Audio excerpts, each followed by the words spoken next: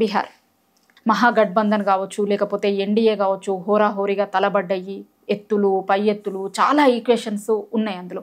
కానీ ఎగ్జిట్ పోల్స్కి వచ్చేసరికి exit poll results చూసుంటారు మీరు. ఎట్లా అనిపిస్తుంది? ఎట్లాంటి రిజల్ట్ని ఎక్స్పెక్ట్ చేస్తున్నారు మీరు రేపు? బీహార్ ఎలక్షన్లో చాలామంది తెలియని విషయం ఏంటంటే, అంటే 3 కోట్ల మంది దాకా మైగ్రెంట్స్ ఉంటారు బీహార్ నుంచి. బీహార్ మొత్తం దేశం అంతా స్ప్రెడ్ అయిపోయి ఉన్నారు వాళ్ళు. ఒకప్పుడు 30-40 లక్షలు ఉండేది, ఇప్పుడు 3 కోట్ల పోయింది మైగ్రెంట్స్ యొక్క ఇది. అయితే మోడీ గారికి ఇది తెలుసు, చాలా క్లెవర్గా ఒక పని చేశాడు ఆయన. మనకు దసరా బతుకమ్మ ఎట్లను వాళ్ళకి చాత్ ఫెస్టివల్ అని ఉంటుంది, చాత్ పూజ. ఈ చాత్ పూజ అనేది దీపావళి వెళ్ళినాక 6వ రోజు వస్తుంది.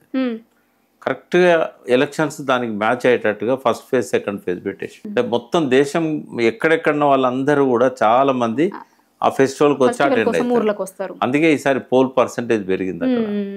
రెండోది మహిళలు కంపల్సరీ వస్తారు.